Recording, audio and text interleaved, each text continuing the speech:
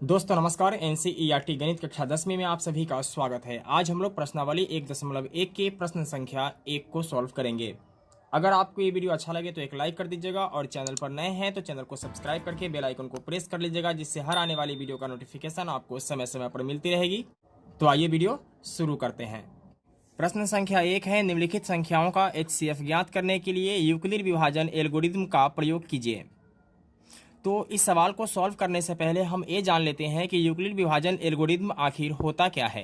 तो यहाँ आप देख सकते हैं कि यूक्लिड का विभाजन प्रमेय का कहता है कि दो धनात्मक पूर्णांक a और b दिए रहने पर अद्वितीय पूर्ण संख्याएं q और r प्राप्त होती है कि a बराबर बी क्यू प्लस r। यहाँ शून्य से बड़ा और बराबर है r और r से बड़ा है b। तो इसके साथ हम ये भी समझ लेते हैं कि a, b, q और r का मतलब क्या है। तो यहाँ a को भाज्य कहते हैं, ठीक है, b को भाजक, q को भागफल तथा r को शेषफल कहते हैं, ठीक है। यानी फाइनल होता है भाज्य बराबर भाजक गुने भागफल प्लस शेषफल। अगर यहाँ से आपको समझ में नहीं आता है तो आइए आपको और समझाने की कोशिश करता हूँ। देखिए, जिस संख्या में हम भाग देते हैं उसे भाज्य कहते हैं, ठीक है। यहाँ इसे a कहा गया है और जिससे हम भाग देते हैं उसको भाजक कहते हैं, यहाँ इसे b कहा गया है। भागफल जो होता है उसे हम q कहते हैं और शेषफल को r कहते हैं, ठीक है। तो फाइनल इस सवाल में हमें क्या करना है कि भाग बनाना है और उसको क्या करना है कि भाज्य बराबर भाजक गुने भागफल प्लस शेष के रूप में लिख देना है। यही क्या हो जाता है कि यूक्लिड विभाजन प्रमेय का हो जाता है। तो आइए सवाल को सॉल्व करते हैं। यहाँ हमें लिखना है चूंकि 225 बड़ा है 135 से, ठीक है।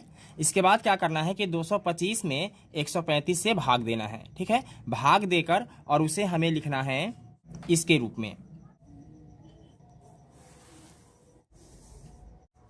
तो 135 से भाग देना है 225 में।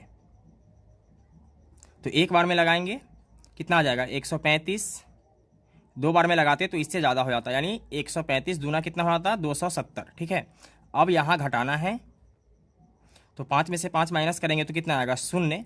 2 में से 3 नहीं घटेगा, एक दहाई पैंचा लेंगे, कितना हो जाएगा 12। 12 में से 3 गया तो 9 और ये कैंसिल हो जाएगा, ठीक है। तो हमने आपको बताया था कि इसको हम क्या बोलते हैं, इसको बोलेंगे b। क्या बोलेंगे b।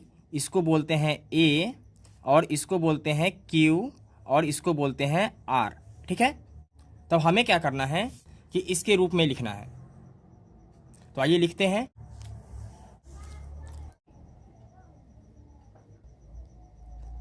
चरण 1, ठीक है। तो चरण 1 में लिखना है कि 225 यानी a का जो मान है वो क्या है 225 है, ठीक है, बराबर b का मान कितना है तो b का मान है 135। तो लिखेंगे 135 गुने q का मान कितना है तो 1 है तो लिखेंगे 1 प्लस r का मान कितना है 90 तो लिखेंगे 90, ठीक है। लिखेंगे चूंकि शेषफल बराबर नहीं है शून्य के, ठीक है, क्योंकि शेषफल जो है वह शून्य नहीं आया है, हमें शेषफल शून्य का इंतजार है, ठीक है। जब शेषफल शून्य आ जाएगा तो उसी का क्या हो जाएगा, जो बी वाला होगा वही फाइनल मेरा HCF हो जाएगा, ठीक है। अब आगे बढ़ेंगे। अब क्या करना है कि फिर से इसको घेर देना है, ठीक है, और इस वाले को अंदर में लिखना है। तो 135, ठीक है। तो 90 एकम क्या हो जाएगा 90। तो 5 में से 0 माइनस करेंगे कितना हो जाएगा 5। 13 में से 9 गया तो कितना आएगा 4, ठीक है। अब यहाँ क्या हो जाएगा कि इस वाले को छोड़कर चलेंगे, अब यहाँ से हमें देखना है, ठीक है। तो a वाला मेरा हो जाएगा b, a वाला हो जाएगा a वाला हो जाएगा q और a वाला हो जाएगा r, ठीक है। और फिर हमें चरण 2 के लिए लिखना है। चरण 2, ठीक है। तो यहाँ हमें क्या करना है कि a बराबर बी क्यू प्लस आर के रूप में ही लिखना है, ठीक है। तो a का मान कितना है, a का मान है 135, ठीक है। तो 135 लिखेंगे बराबर बी क्यू। तो b का मान कितना है 90 गुने q का मान है 1 और r का मान है 45। तो लिखेंगे 45, ठीक है।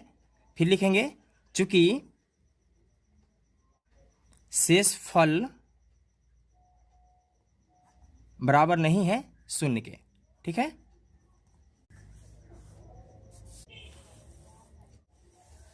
फिर आगे बढ़ेंगे और इसको घेरेंगे। ठीक है, अब इस वाले 90 को यहां लिखेंगे, तो 45 दूनी 90। ठीक है, यहां शेष क्या हो जाता है, शून्य में से शून्य घटेगा तो कितना बचेगा, शून्य, और 9 में से 9 घटेगा तो क्या बचेगा, शून्य। ठीक है, तो फिर यहां हमें क्या करना है कि इस वाले को क्या मानना है, बी मानना है, इसको ए, इसको क्यू और इसको आर।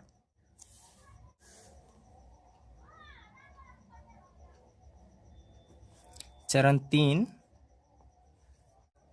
तो फिर हमें लिखना है ए बराबर बी क्यू प्लस आर के रूप में। तो ए का मान कितना है, ए का मान है मेरे पास 90, तो लिखेंगे 90 बराबर बी क्यू प्लस आर। तो बी का मान कितना है, बी का मान है 45, तो लिखेंगे 45 गुने क्यू का मान है 2, तो लिखेंगे 2, और आर का मान कितना आया, शून्य आया, तो लिखेंगे 0। देखिए, ए की जगह पे 90, बी की जगह पे 45 और क्यू की जगह पे क्या आ गया, 2 आ गया, और आर के जगह पर फाइनल मेरे पास क्या आ चुका है, 0 आ चुका है। ठीक है, जब आर के जगह पे 0 आ जाएगा तो लिखेंगे चूंकि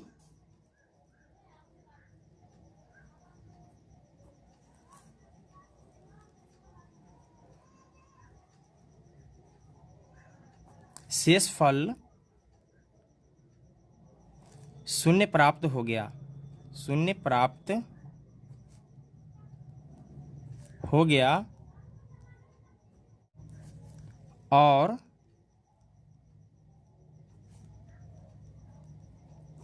इस चरण का